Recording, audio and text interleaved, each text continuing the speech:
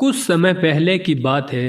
एक गांव में राजू और उसका एक लड़का अपने गांव से पास के गांव में जाने के लिए रवाना हो गए। चलते चलते रात हो गई। साथ ही बाप बेटा रास्ता भी भूल गए और एक घने जंगल में पहुंच गए। उन्होंने जंगल में एक झोंपड़ी देखी और ये झोंपड़ी एक चुड़ैल की झोंपड़ी थी। बाप बेटा दोनों झोंपड़ी के अंदर चले गए। तभी पीछे से चुड़ैल को आते देख राजू और उसका बेटा एक बड़े से लकड़ी के डिब्बे में छिप गए। तभी चुड़ैल अंदर आती है और अपने कमरे में चली जाती है।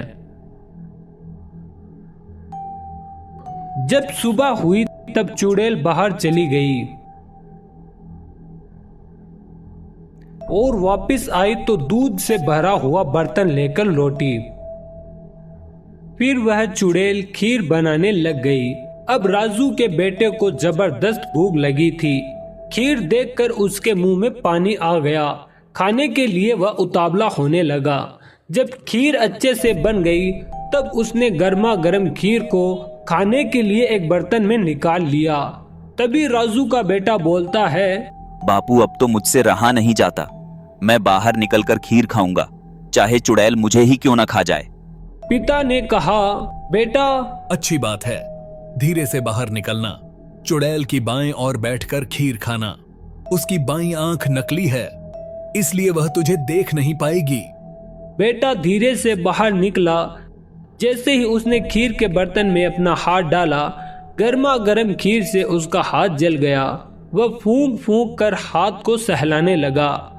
फूंक फूंक की आवाज पूरे घर में आने लगी। चुड़ैल ने पहले कभी ऐसी आवाज नहीं सुनी थी। वह एकदम से डर गई। उसने सोचा, मेरे घर में यह कौन घुस गया? सचमुच ये कोई फूफू बाबा है, शायद बहुत बड़ा जादूगर हो। वह फौरन अपनी जान बचाकर अपने घर से भाग निकली। फिर राजू और उसका बेटा मजे के साथ खीर खाने लगे। रास्ते में इसे एक शियार मिला। शियार ने पूछा, अरे ओ भूत की बहन, यों तीर की तरह कहाँ जा रही हो? फिर चुड़ैल बोली, अब क्या बताऊं, मेरे घर में फूफू बाबा गुस्सा है।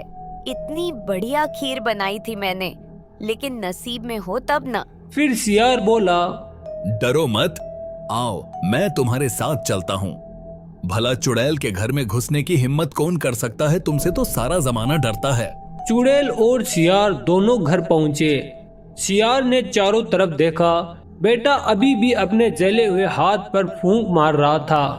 हाँ, कोई तो जरूर है यहाँ, चिंता की बात नहीं।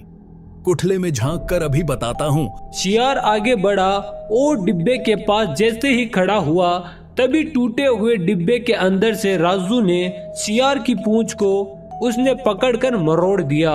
शियार चीखने चिल्लाने लगा, बाप रे बाप, बाप रे बाप, कुठले में तो कोई मरोड़ी लाल बैठा है।